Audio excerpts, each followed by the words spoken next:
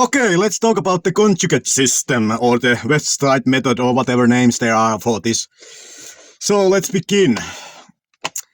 First of all, why 3 days in the system? Why there are 3 different days in the system? Let's explore the answer to this. Where it basically kind of is based loosely on the idea that there are 3 different motor unit types. Type 1, type 2A, and type 2X. In animals, it's called type 2B, but we are not animals, but humans, and we have type 2X, I guess. So the days are called max day, speed day, volume day, or maximal effort method, dynamic effort method, repeated effort method, all right? So, there are kind of a lot of convoluted language in this system, so I'm just gonna use the language which I think is most clearest. So we're gonna just call these max day, speed day, volume day, all right? But the basic idea between these days is that they all target these motor units from different perspective, They are all like built on targeting the motor units. So when somebody just says, I'm training speed, or I'm training explosiveness, or I'm doing volume, that's not the basic level thing what they are doing. It's like, because those kind of things presume that you can do that, kind of, Presume you can train speed separately from maximal strength, Like there is an assumption that they are different things, which comes down to the motor unit thing. Meaning that maximal effort method, the max day, aims to improve motor unit recruitment capacity. Meaning the goal is to get as many of the motor units to fire at the same time. Whereas the dynamic effort method, the speed day, aims to improve recruitment speed, firing rate, synchronization of these motor units. The goal is to have the motor unit fire fast, initiate, And then the repeated effort method, the volume day, aims to activate the motor units through exhaustion. The goal is to activate the motor units by taking a submaximal set to failure or near it, So they are kind of all seeking to activate these motor units, different ways to activating the motor units.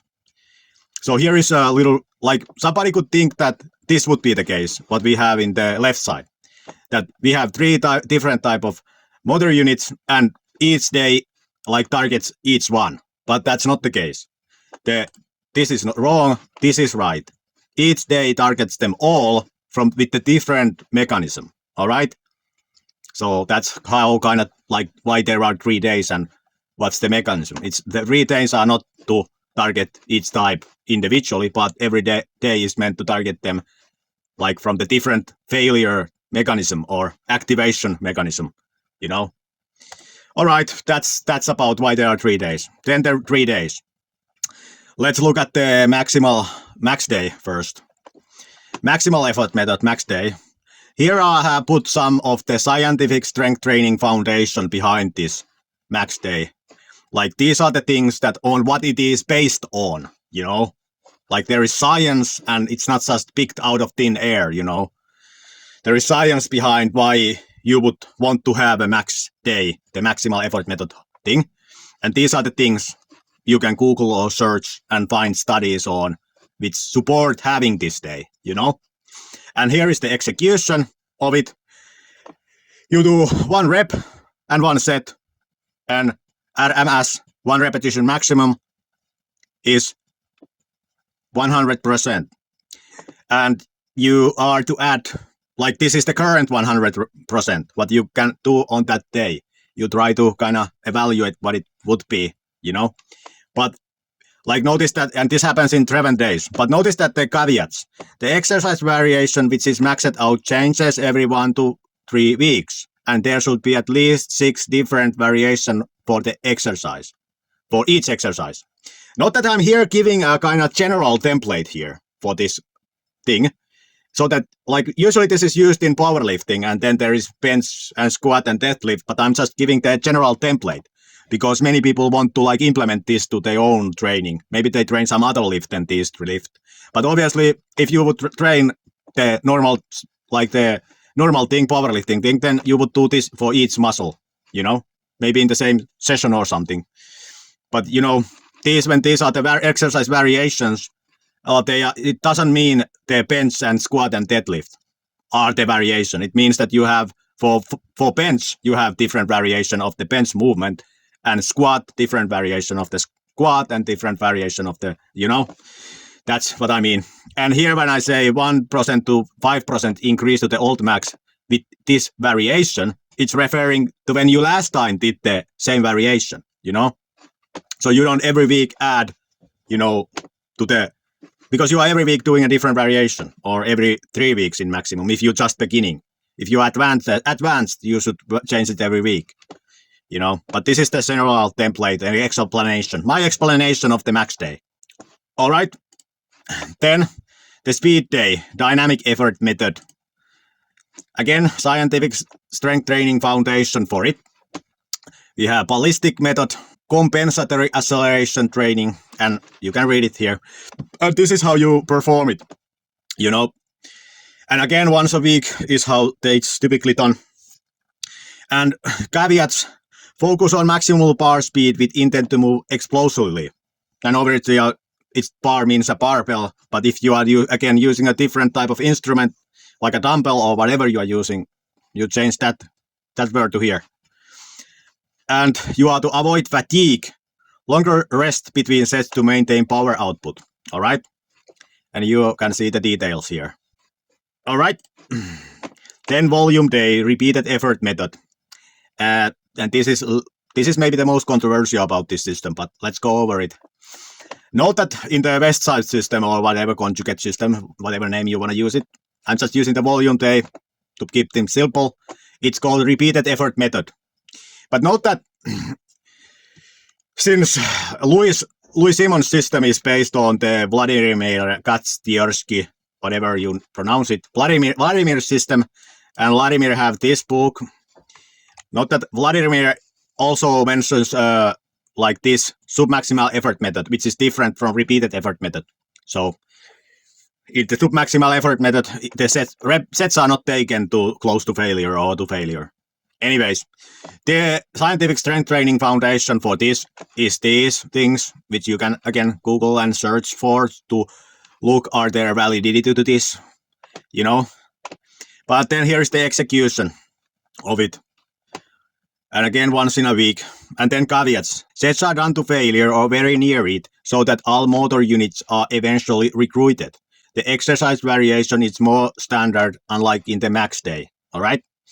And note here that in this repeated effort method, they are taken to failure or very near it, because the intent is to get those motor units all to recruit, you know. Like if you look into this one, the size principle theory of strength training, like according to it, like when you are doing these weights which are submaximal, like all of the motor units are not recruited from the beginning, but it happens through the exhaustion. So if you want to recruit them all, you have to take the set to failure or very near it, you know. So that's the idea between why there is this day, and that is how basis for it and explanation how to execute it. But but note that there is this complexity that you shouldn't conflate this with this, and yada yada yada. But then here is the system in its simplest form. But let's then take geek notes. First geek is making here a point. Let's look what the geek is saying. Why 1 repetition max in the max day and not 3 repetition max or 5 repetition max? Question.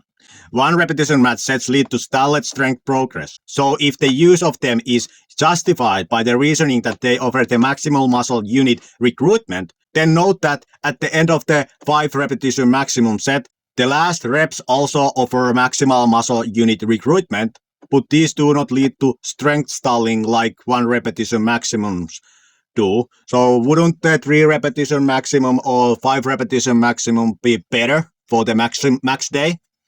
This is what the geek is asking. So here is these answers are like my reasonings, what could be the answer to this. But I'm leaving it to you to evaluate these questions and the validity of the question on your own.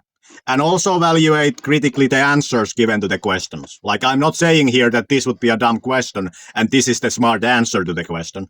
Like, this is a valid question and this is a answer to the question, which goes like this. The answer: while both 1 repetition maximum and 5 repetition maximum can achieve maximal motor unit recruitment, the 1 repetition maximum teaches the nervous system how to recruit those units simultaneously under peak load immediately. Note also that 5 repetition maximum, the muscle unit recruitment is progressive and fatigue-based, whereas in the 1 repetition maximum it is instantaneous.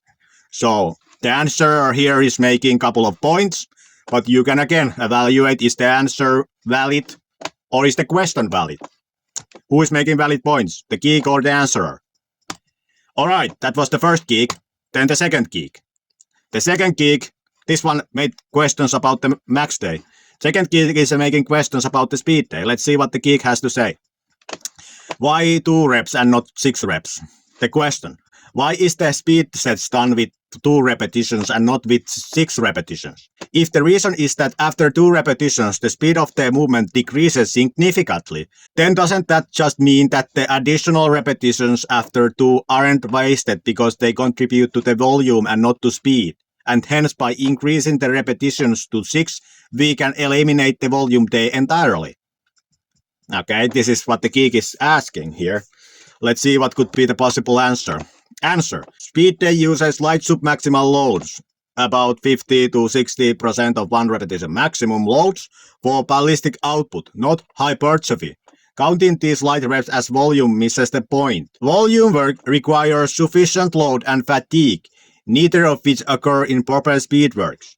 Stacking reps wouldn't replace volume day, it just corrupts speed day. Okay, this is what geek was asking, and this is one answer to what geek was asking. Again, you can evaluate the validity of the question and the answer on your own. Alright, then next geek. Next geek is asking about the volume day. What the geek is saying, let's take a look. Does the volume corrupt power? Recovery question. If strength is primarily a neural skill, rate of force development, motor unit recruitment, synchronization, doesn't volume risk corrupting power by adding unnecessary fatigue, slower fibers, metabolic stress, and making recovery harder, all of which may interfere with peak force production?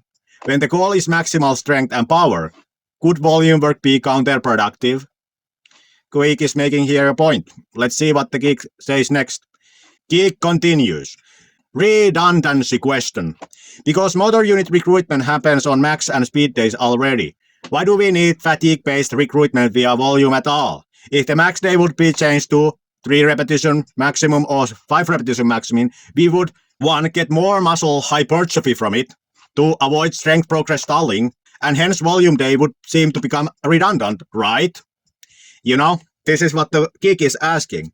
And these are kind of valid questions in my mind, and I could not find a correct good answer for these, which would truly and honestly engage with the question and not strawman it or like take away from the validity of them. So I could not make answer to this. Not saying they are entirely valid. You can come up with your own answers and evaluate the validity of what the geek is saying here, because geek has put a lot of thought into this question.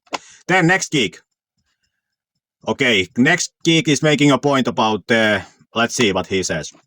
Strength curves, bands and chains. Not that different exercises have different strength curves naturally. Note that the bench press, deadlift and squat usually have this kind of strength curve. I mean, it's hard at the first and then easy at the top, at the end of the repetition, where you are in the top position. And these are usually the movement in powerlifting.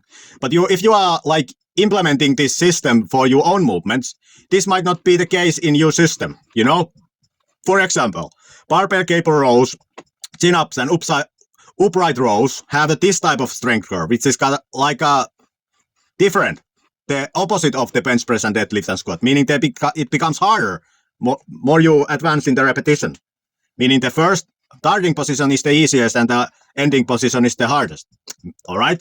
And then we have also these bell-shaped strength curves. For example, bicep curls have this type of strength curve. Notice that the intention here with the bands is to level this, is to make it like this, you know?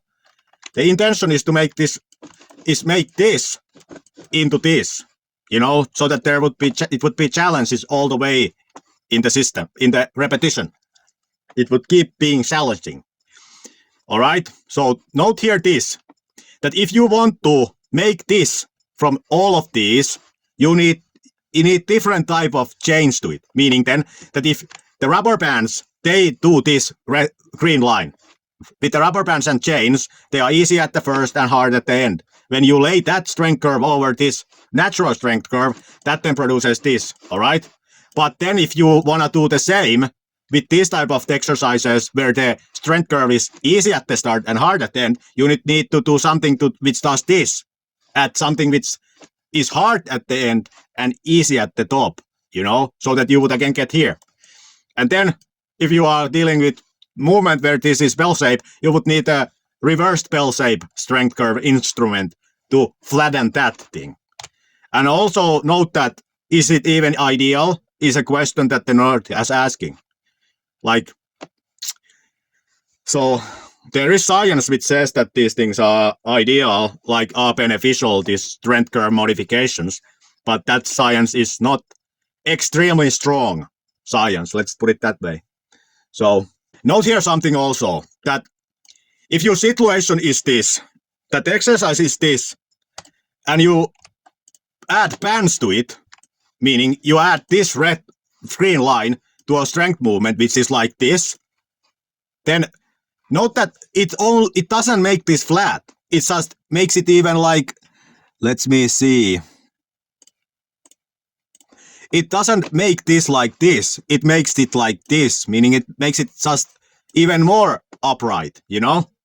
So it makes it even more worse. If you add bands to just anything, you know, like this, it just makes it distorts it in a weird way. So the bands in our chains are meant for this type of things, to level them, you know? So the bands things, you should understand what they are meant to do. Like, they are not sugar that you just sprinkle on everything without looking at what the thing is. Like putting ketchup on your steak, you know? Ketchup is not just something that you add to everything to make it better. You should understand what is the nature of the food you are adding it in. The similarity here. You should understand what is the nature of the exercise you are adding the bands and chains to, you know? That is the point the geek is making here. Geek has a valid point. Let's take a next geek. The geek here is making kind of complex point. Let's look at the point geek is making. Geek is making EACC profile point, which is this. Note that chains, bands, bars, helping pulleys and disadvantaging pulleys have a different EACC profile, meaning that if we look at the inertia and eccentric freefall acceleration, concentric acceleration time, and concentric increase, meaning does it produce an increase to the movement, like in the previous geek was making, this is about that. If we look all these factors together, and according to this lower chart, give them a rating, we get these numbers. These numbers are the EACC profile of these different instruments. And you can see that each instrument has a different EACC profile. So they are not identical. Meaning if you are considering bands and chains and pulleys, different type of pulleys to you attach to your bar, note that they are not identical under this system. Only the chain and bar are only identical in this least significant digit, if we would compare this to a binary number, you know? It's only similar in they have y here. In other ways, it's totally different, you know?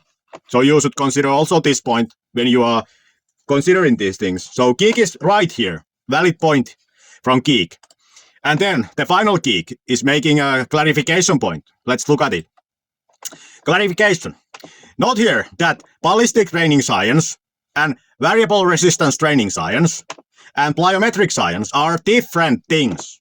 You know, in this conjugate system or whatever you call it, the ballistic training and variable resistance appear in the same day, in the speed day. Meaning you have bands there maybe sometimes and, you know, you do it fast. So you are doing these things in the same thing, day and exercise.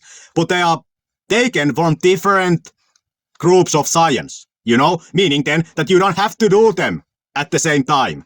They will work individually also. And note that here, this also. that ballistic training science and variable resistance training science, meaning the bench and chains, the science on them is done on dynamic movements, non-constant speed movements. When in comparison, we have also isokinetic movement, meaning movement which has constant speed or near constant speed. And we have isometric movement, no movement, meaning static holds. Note that the variable resistance training science can also be applied to the isokinetic movements which are not ballistic, meaning there is no acceleration in it, but the ballistic training science cannot be applied to isokinetic movements or isometric movements. So if you are taking these days and applying this system to isometric movements, your thing is not based on the science in which this system is built on. This system is implementation of different strength training sciences to produce a system which would be built on the most amount of strength training science. So if you are just taking this system and putting it in on top of isometric system, your system is categorically not based on the science in which the original system was built on. All right? And note also I added here the plyometric science, meaning that it's also dynamic movement. But note here that nothing in the conjugate system is plyometric science. The plyometric science is not implemented in this system at all. We are just using the ballistic training science, meaning the explosive movement. The intent of the repetition is to be as fast as possible. Ballistic training refers to that. All right, these are what are in that. This is not in that, but it is also done in dynamic movements. All right, so if you are using this for static exercises, and so that you are doing them statically, that is not built on any of this science. You are doing something else. All right, so here is finally little clarification. Ballistic and plyometric. When you just jump on top of a box, that is ballistic. You are just, intention is to produce maximal velocity, acceleration in the movement. But plyometric is that if you jump from the box to the ground and immediately bounce from that to the another box, you are dealing with plyometric thing. So these are kind of categorically different thing. You can do ballistic things without it being plyometric. All right? So this was my little presentation on the conjugate system. And note that here that the geeks are kind of, you can evaluate are they right or wrong and what you take from them. Is the answer to the geeks right or wrong? I'm not here to give you right answers. I'm here to give you food for thought.